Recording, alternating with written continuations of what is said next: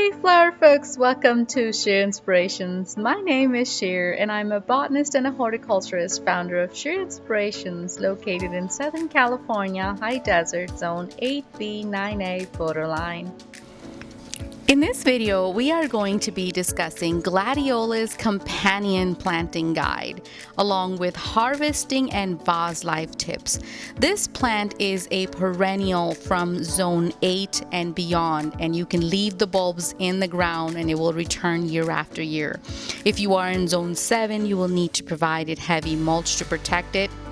And then if you are in zone 6 and below, you will need to lift the bulbs in order for them to have a perennial life, and you will need to plant them come next spring. This blooms from June all the way till first frost. The great companion plants for this is, number one is roses. Since roses grow in full sun, we can grow gladiolus right around the rose bush like I have done here. This is my purple fragrant rose bush that is bare from very hot months, say starting June till late September. And at that time, I can enjoy my gladiolus and they return year after year for me. So it makes a great companion plant with roses. Also, it gives you that lush greenery until the actual flowers come in 90 days after planting. If you plant them in anywhere from February to June, you will have harvest the first year. Of course, depending on where you're located in the country or the world, you would want to make sure that there's not heavy snowfall or heavy frost. Here in my zone where I live, I can plant them in February.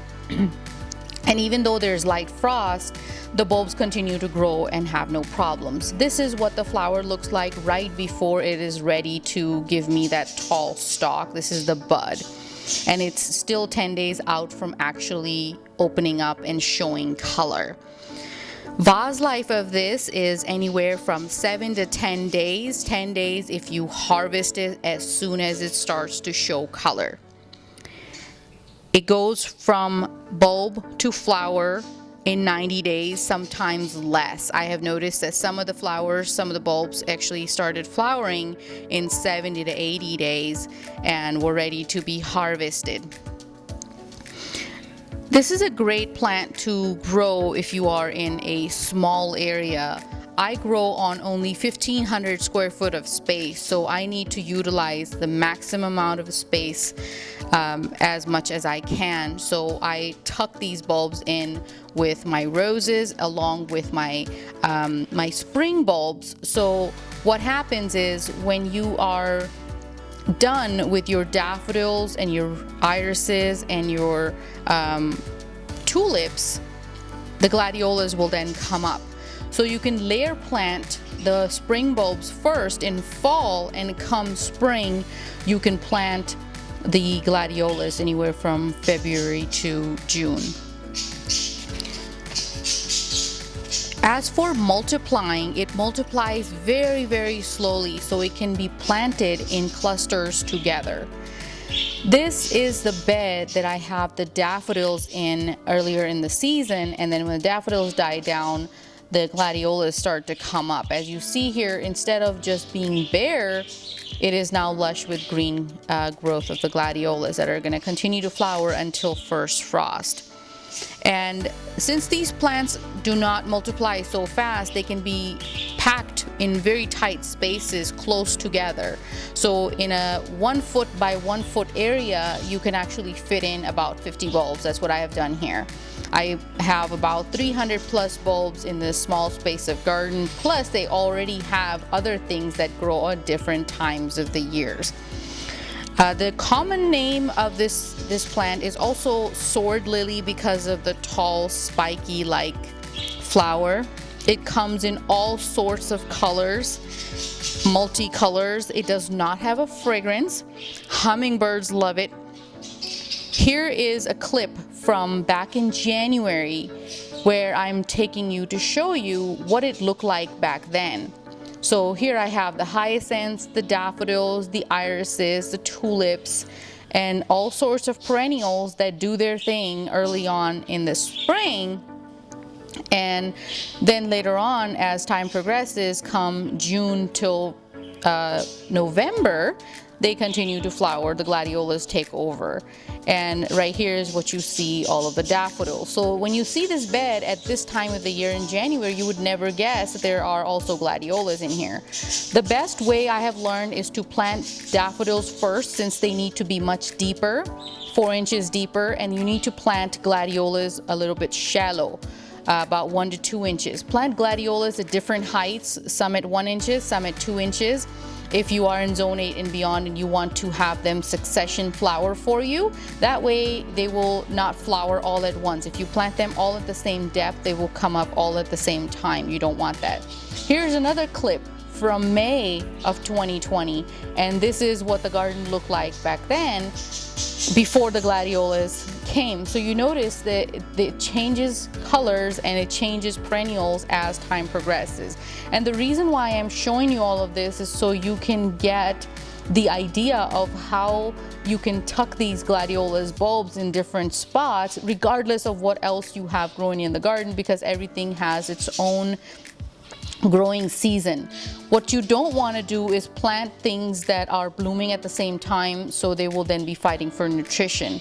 If you're planting things that are blooming at completely different times, one bulb completely goes to sleep when you plant the other. Here I have Sweet Williams, I have Mock Orange, I have all these daffodils and American Beautyberry back there. I have Valerian, Calendula, Dutch Iris, you name it. And even in this small bed, when they're done flowering come around May, here they're also the glad bulbs that are coming up that are hard to see because of all of the lush greenery that you're seeing here with all the other flowers.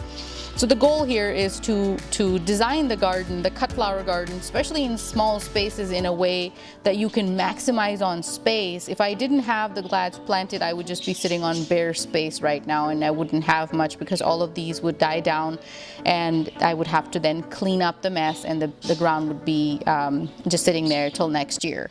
So instead, I planted a ton of gladiolus bulb, and here we are in August of 2020, and this is what the same bed looks like, because all the other things have died down and the gladiolus are now going to continue to flower.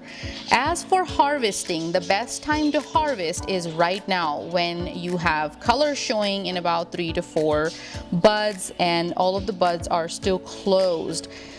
If you harvest at this time, you're going to get about 10 days of vase life. As they continue to open up and die, they open from the bottom up, so that they will die from the bottom up also, so you can remove. Here I'm taking off the little growth hormone that if you leave this and you allow the plant to grow and flower on the plant itself, it helps the plant flower. However, when you're using this for the vase, you want to remove that top area for the reason of you're wanting the flowers to continue to open up, and you're not wanting to have this hormone feed in with water and so on. So removing this will actually help with faster opening of your flowers and the vase life.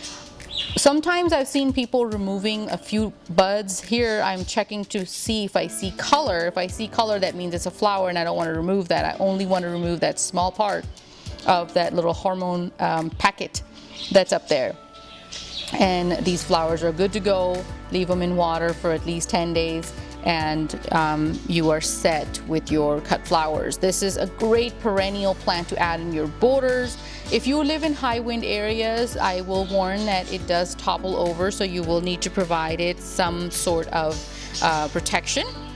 It does great in poor soils and will still produce flowers. I give it my kitchen waste fertilizer, and I'll leave a link as to how I make that. Water requirements are low to medium. I live in the desert, so I have everything on either sprinklers or a drip line. And as I have mentioned earlier, it can be planted from June to February for the same year harvest. It's disease and pest resistant cut flower and makes a great addition in your cottage cutting garden or your informal cutting gardens or just your borders. And the more sun you can plant them in, the more intense the color would be. That's what I've found. I hope you enjoyed the video, guys, and I will see you in the next one. Bye.